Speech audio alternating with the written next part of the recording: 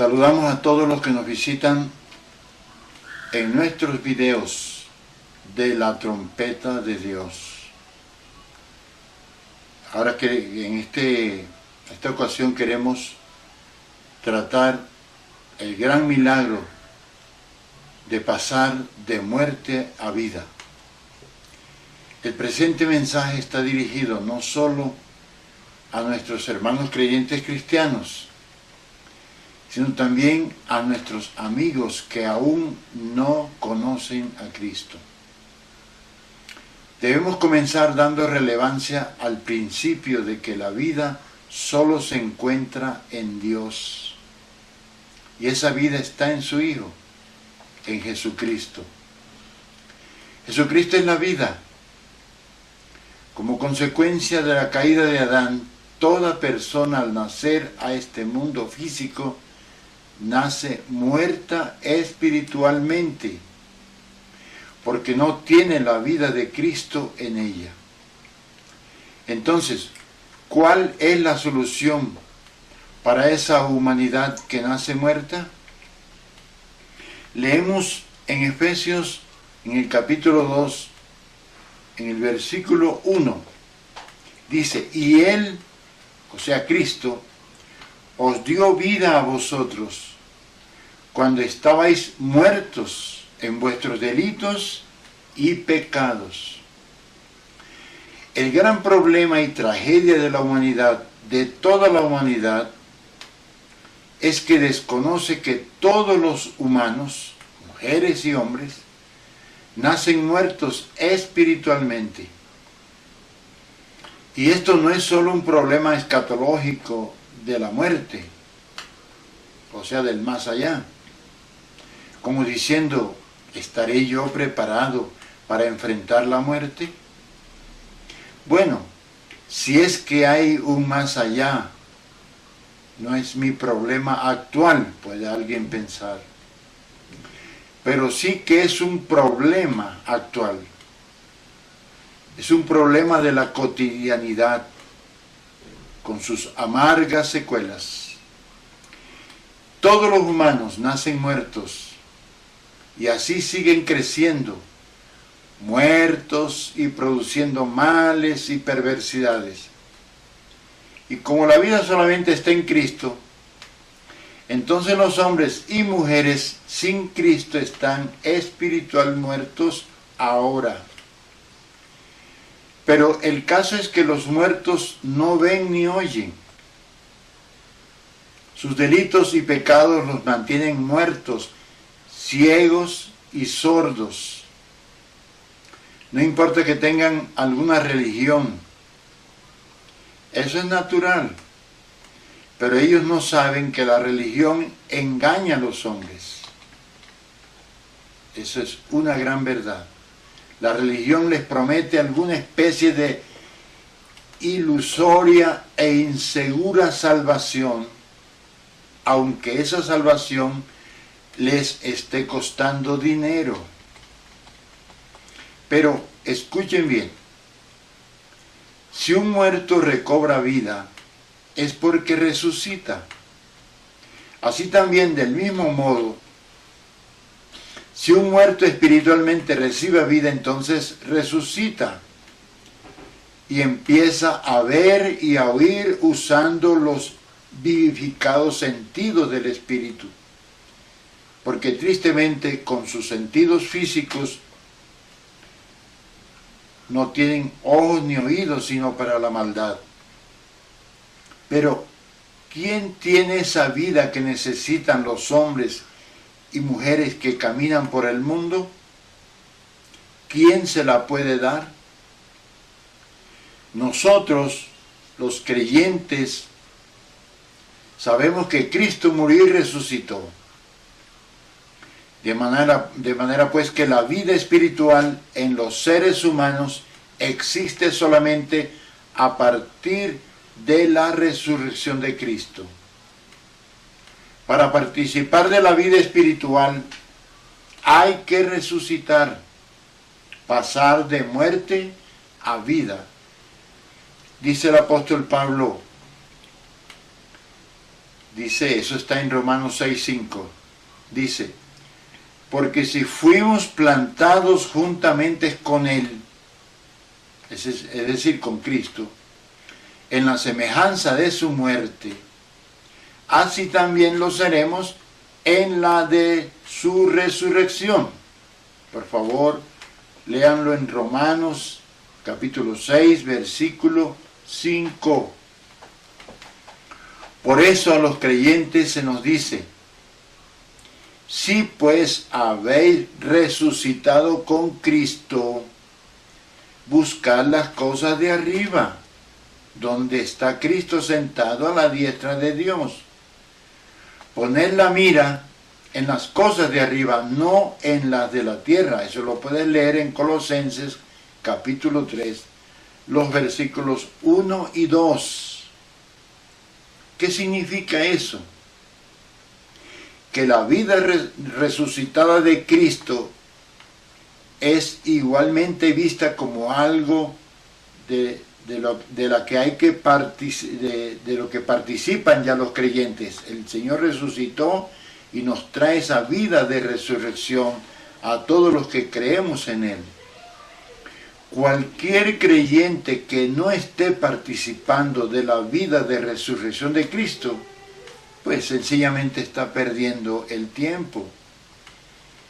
Volviendo al tema, es importante declarar que existe mucha diferencia entre la verdadera vida, la vida eterna, y esa existencia externa de la gente que solo ostenta cierto modo efímero de vida terrenal, esa que apenas pende de un mero y débil hilo.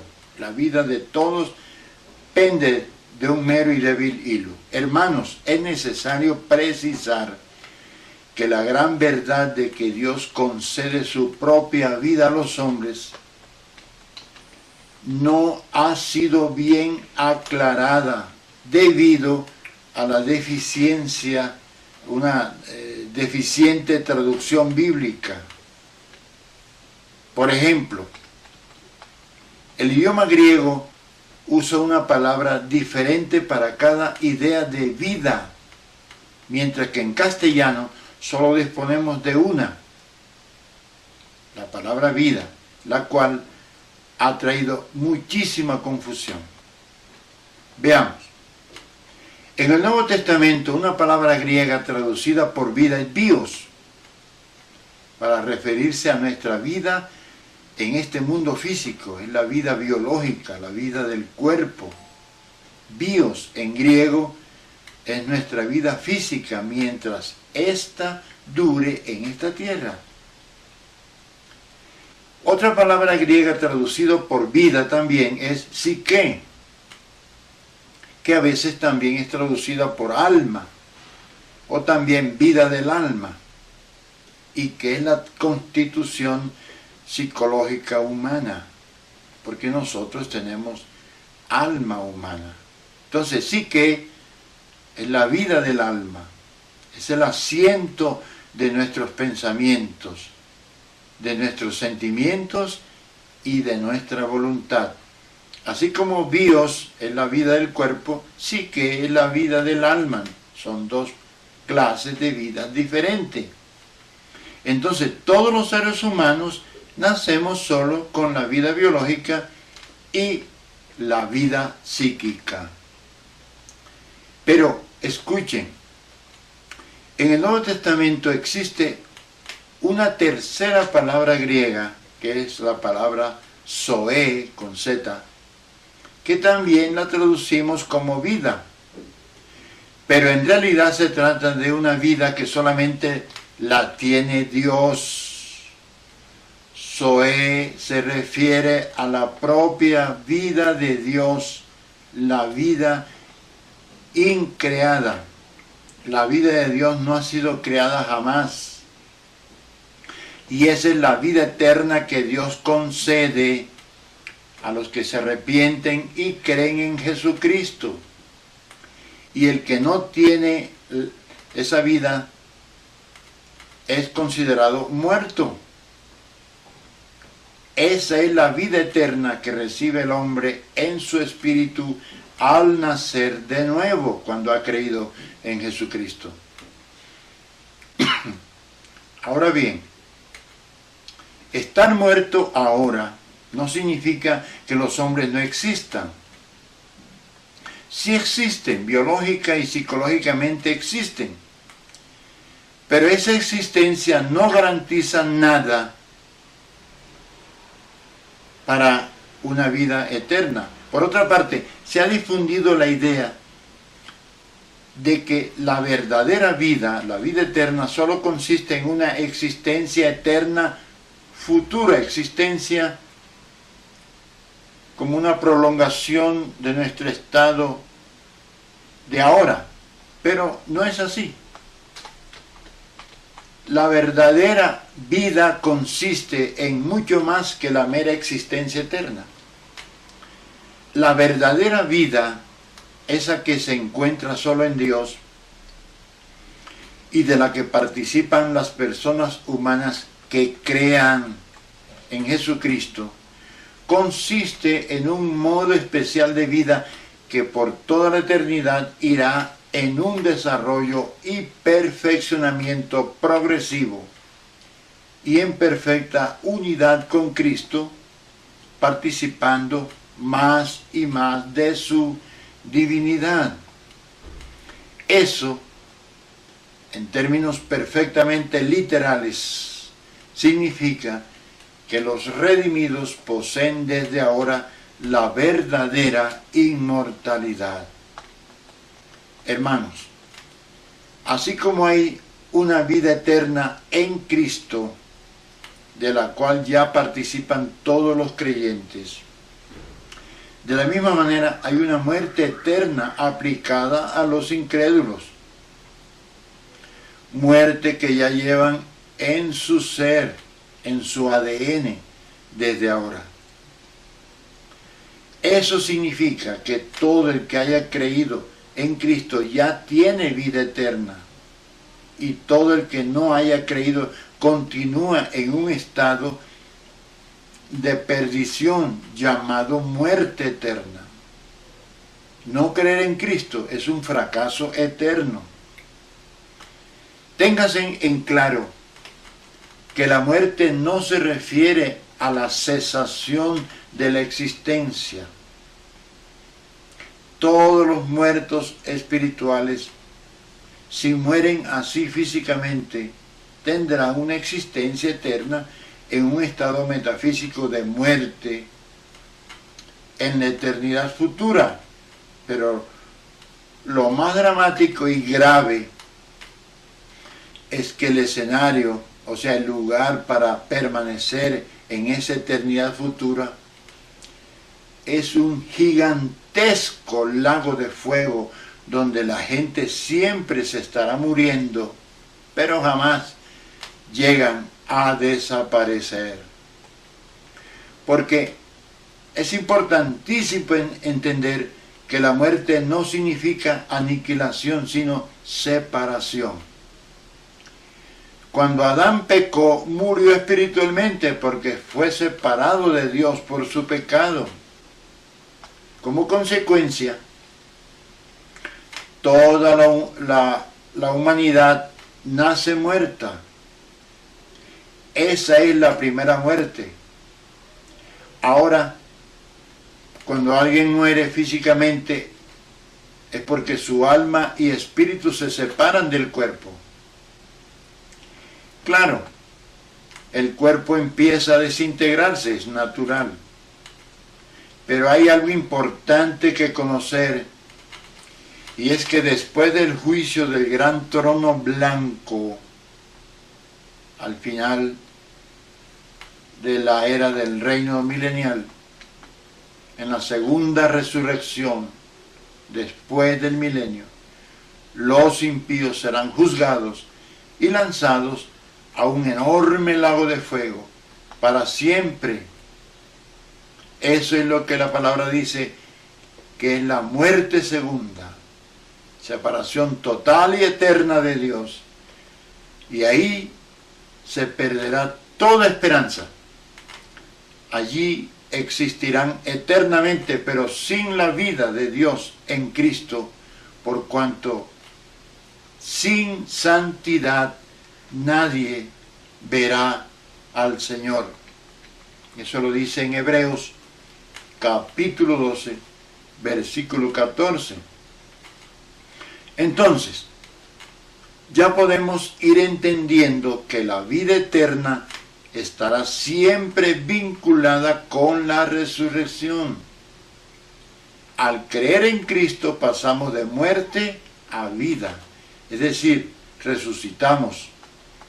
Y solamente en nuestro nuevo estado de resurrección espiritual es como a los hombres les es conferida la misma forma de vida que Cristo Jesús tiene.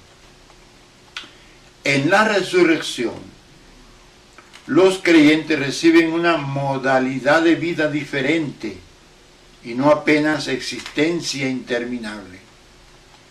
Nótese que Dios es llamado el Eterno, pues Él tiene un estado de vida más elevado, que es la vida que en griego se llama Zoé.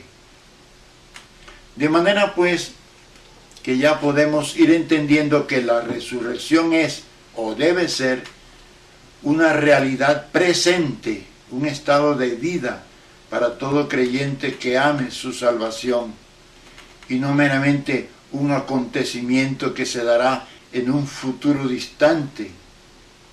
Sí, es verdad que la primera resurrección, la de los redimidos, la de la iglesia, acontecerá cuando venga el Señor. Entonces será un acontecimiento escatológico. Pero téngase en cuenta que se trata de la resurrección del cuerpo. Cuando el Señor venga, va a resucitar el cuerpo. Pero la resurrección experimentada ahora en los creyentes es la del Espíritu, por medio de la cual las almas de los hijos de Dios están siendo transformadas. A medida que se perfecciona nuestra resurrección del Espíritu, nuestras almas van siendo transformadas. Nuestras almas deben ser convertidas en tipos de seres que puedan habitar con eficiencia en esos cuerpos gloriosos y celestiales que nos dará Dios, como dice en Filipenses capítulo 3, los versículos 20 y 21.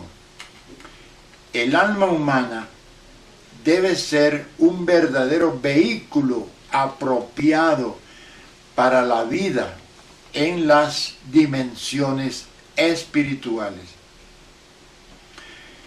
En este punto ya podemos asimilar que así como cualquier cuerpo queda muerto sin la presencia del espíritu humano y su alma, de la misma manera en el mundo espiritual los hombres están muertos cuando no tienen el Espíritu de Dios, que es el agente divino de la verdadera transformación.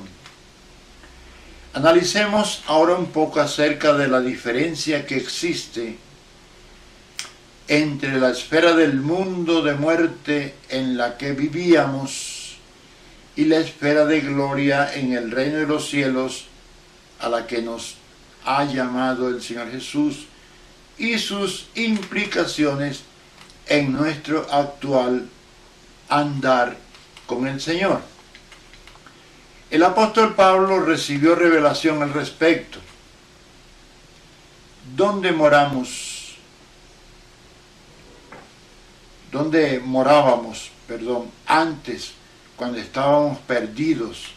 ¿Y dónde estamos ahora, morando como hijos de Dios?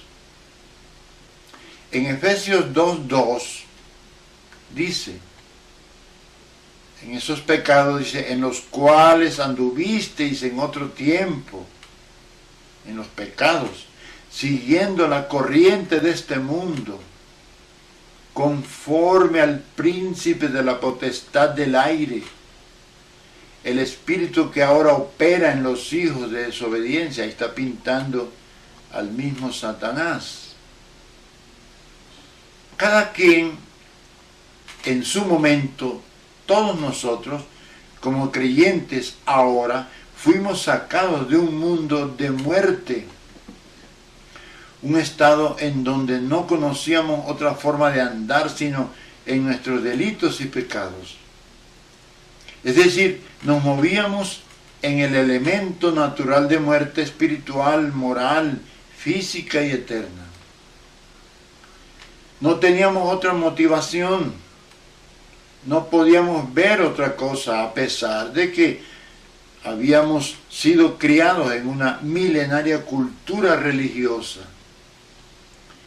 Entonces seguíamos la imparable y desastrosa corriente de este mundo, emulando patrones mundanos, carnales, 1000 veces degradados.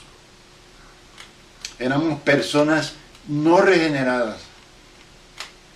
No sabíamos que existiera una vida diferente.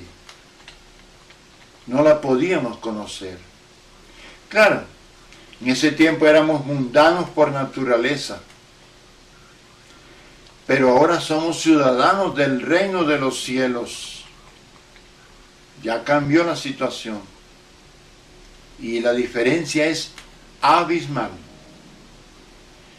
Para poder ver y entrar en ese reino de luz,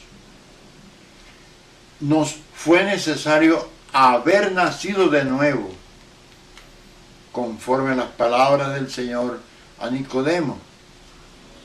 De cierto te digo, le dijo el Señor a este doctor, que el que no naciere de nuevo no puede ver el reino de Dios, le dice. Eso está allí estampado en Juan 3:3. Un día nacimos a este mundo físico de nuestros padres naturales. Ahora se refiere a un mundo, un nacimiento a un mundo espiritual. Hay un mundo físico y hay un mundo espiritual. Al nacer de nuevo, debemos crecer en la esfera de la vida espiritual. El día que nacimos de nuevo, a ese acontecimiento llegamos trayendo con nosotros todo el viejo hombre que éramos, del cual debemos despojarnos y vestirnos del nuevo hombre. El día que nacimos de nuevo recibimos de Dios la vida eterna, esa salvación que nadie nos va a quitar. Recibir esa vida eterna de Dios es nacer de nuevo.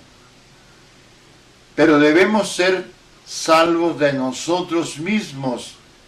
Debemos ser edificados en santidad como casa de Dios. Como estamos usando la versión Reina Valera de 1960, hacemos la aclaración de que la palabra corriente usada en Efesios 2:2 es la traducción del término griego aion, que puede indicar era o periodo específico, es decir, la era de este mundo. Por eso la traduce esa versión como la corriente de este mundo, un tipo de vida que caracteriza a la era actual, caracteriza a las inclinaciones de la gente de este tiempo, en el que impera un poder espiritual maligno, y los hombres obedecen a ese poder espiritual maligno, en contraste con la era venidera, y en especial la esfera del reino de los cielos, lugar donde debe morar la iglesia de Cristo, donde lógicamente Él es el Rey. Nos preguntamos entonces, ¿quién es ese príncipe de la potestad del aire que inspira y atiza el mal en este mundo? Conforme la carta de Pablo a los Efesios capítulo 6 versículo 12, la atmósfera que rodea la tierra está plagada de seres y poderes malignos cuyo príncipe jefe supremo y Dios de este mundo es el mismo Satanás. Y nuestra lucha es precisamente contra tales potestades y no contra las personas de carne y hueso. La palabra de Dios nos revela que existe una tremenda lista de seres espirituales que continuamente ejercen autoridad y poder sobre vastos dominios espirituales. Pero ahora a esa lista le es adicionado el nombre del gran comandante de todos ellos, Satanás. Vemos pues que existe un mundo de dimensiones espirituales, donde seres espirituales malignos tienen la capacidad de ejercer dominio, control e influencia sobre los hombres sin Dios en esta tierra. Y Satanás es su príncipe. Entonces, ¿cuáles pueden ser las características de tal ambiente plagado de tales poderes en los aires? Sencillamente es la descripción de un reino de tinieblas. Y no busques tal reino en las profundidades, en los insondables abismos de los océanos. No, búscalo en la atmósfera que circunda la tierra, de esta tierra donde moran los hombres. De manera que ahora podemos entender mejor que si no fuera por la luz de Cristo, a la tierra misma podríamos considerarla una horrible y total dimensión de tinieblas espirituales. Es decir, sería uno de los infiernos, así de sencillo. Por eso el Señor dice que nosotros, la Iglesia de Cristo, somos la luz del mundo. Y nuestra luz debe brillar en lo alto. Miren la responsabilidad de la Iglesia. La Iglesia y en particular cada creyente individual está llamado a ser fiel y obediente al Padre Celestial y a su Hijo Jesucristo. Es muy interesante conocer sobre la obediencia y la desobediencia a Dios. Las personas del mundo no conocen la obediencia, no la pueden conocer, pues la desobediencia hace parte de su propia naturaleza. Es su carácter esencial, es algo natural para todos los hombres y mujeres de este mundo. El Señor Jesús explicó que los impíos son hijos de Satanás. Por favor, léelo allá en el Evangelio de Juan, capítulo 8, versículo 44. Pero, ¿cómo estamos nosotros, los hijos de Dios, frente al tema de la obediencia a nuestro Padre? Nos preguntamos nosotros.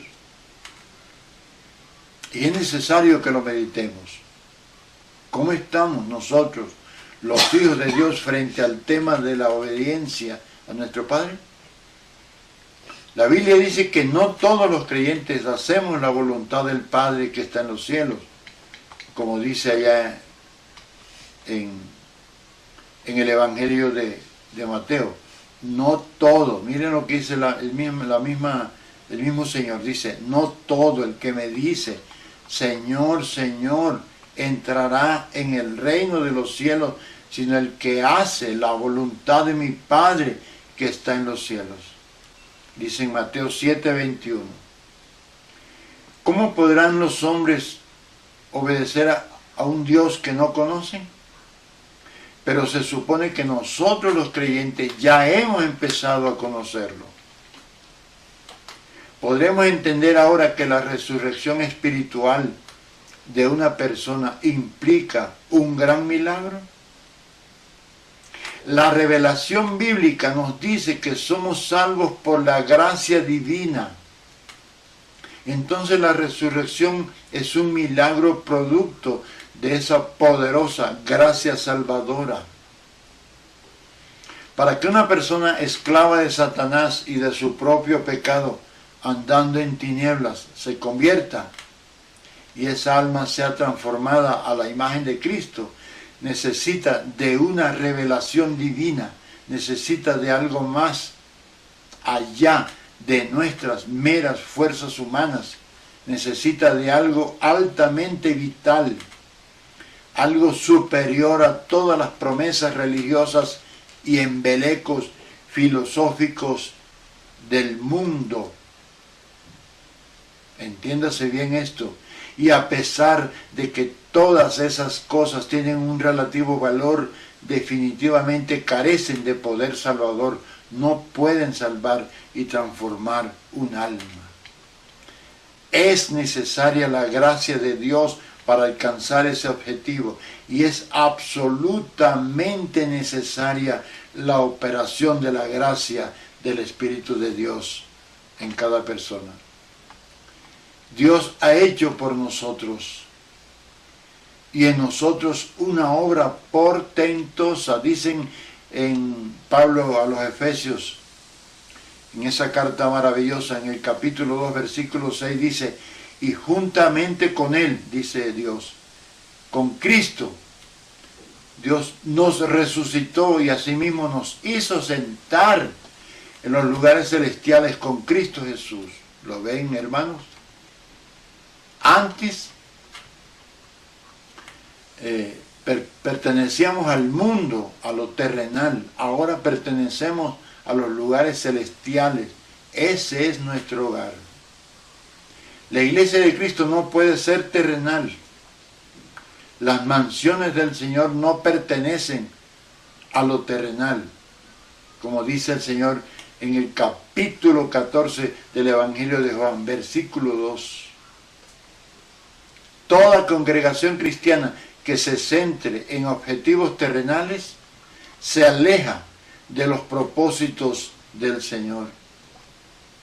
La experiencia espiritual tiene su desarrollo en los lugares celestiales.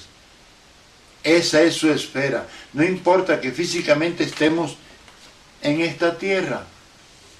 Recuerden, hermanos, que el creyente cristiano es un ser celestial, un extranjero y peregrino en la tierra. Nuestro llamamiento es celestial, no terrenal. Por favor, lean Hebreos 3:1. Nuestro llamamiento es celestial. Esa es una de las razones por las cuales los hijos de Dios no deben estar haciendo esos supuestos pactos con Dios, con la intención de que Dios les retribuya mucho dinero, por ejemplo. Dios no hace esa clase de pactos, escúchenlo. Léanse por favor Mateo 6:33. Allí dice con mucha claridad, mas vosotros buscad primeramente el reino de Dios y su justicia, y lo demás, o sea, lo terrenal, las cosas de este mundo, vendrá por ya añadidura, no por medio de pactos. El último pacto de Dios, o sea, el nuevo pacto, el que hizo Jesucristo en la cruz, lo hizo hace 2000 años, y lo hizo con la casa de Israel y con la casa de Judá. Léanse Jeremías 31:31. Los supuestos pactos de hoy surgen de la codicia de los hombres. Hermanos, es necesario que los hijos de Dios tengan íntima comunión con el Espíritu Santo, pues Él es el encargado de guiarnos a toda verdad. Quien conozca la verdad difícilmente será engañado.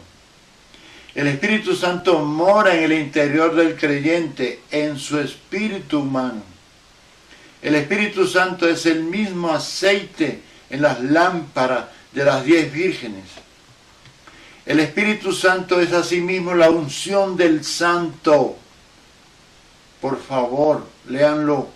En 1 Juan 2:20 dice, pero vosotros tenéis la unción del Santo y conocéis todas las cosas. ¿Por qué? ¿De qué manera un creyente cristiano llega a conocer todas las cosas? Pues todo esto ocurre solamente en la esfera del reino de los cielos, en el nuevo estado de una vida de resurrección.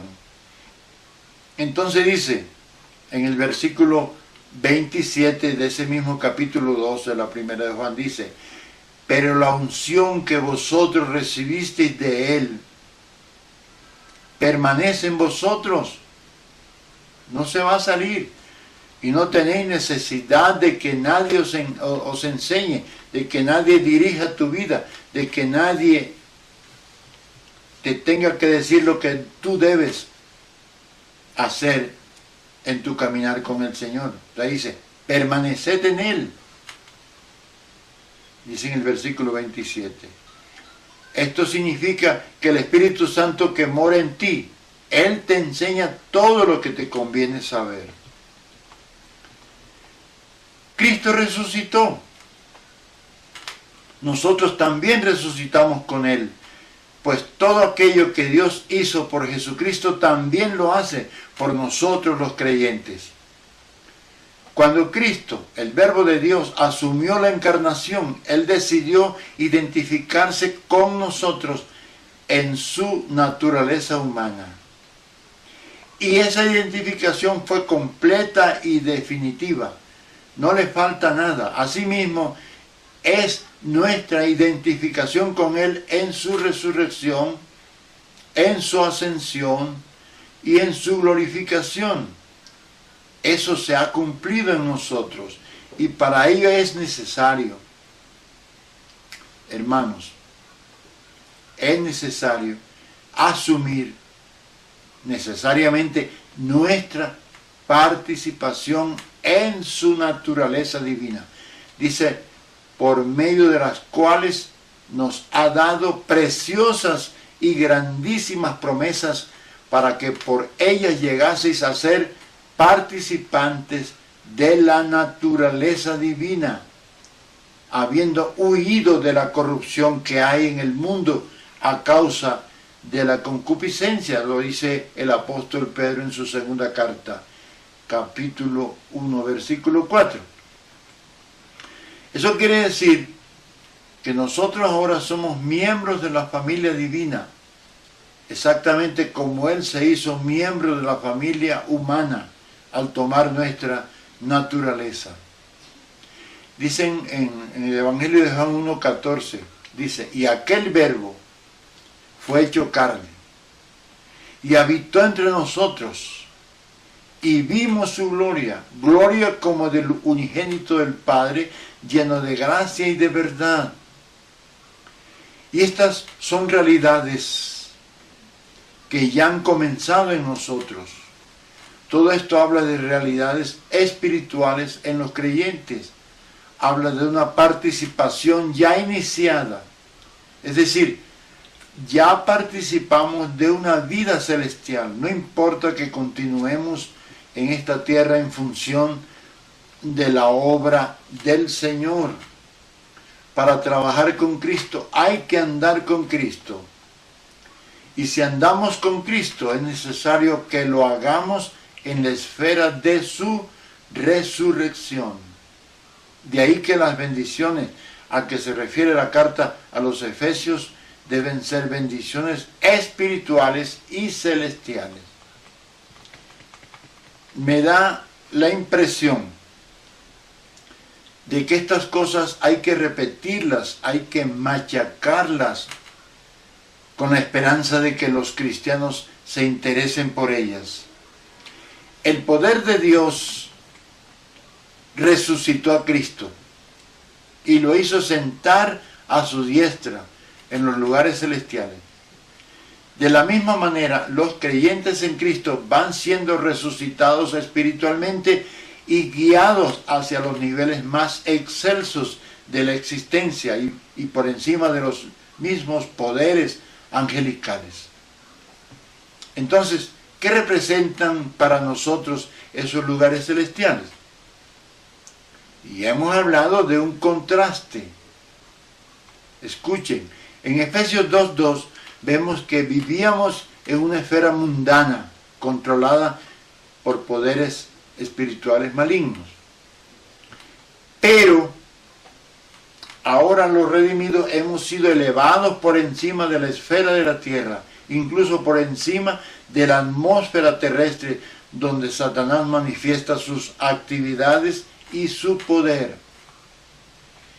Y si en realidad por la fe nos consideramos en los lugares celestiales, experimentaremos que nuestro progreso en el camino de la transformación según la imagen de Cristo no se hará esperar. Y veremos que su imagen perfecta será formada en nosotros. Espero que sea útil este corto mensaje a muchas personas. Dios les bendiga.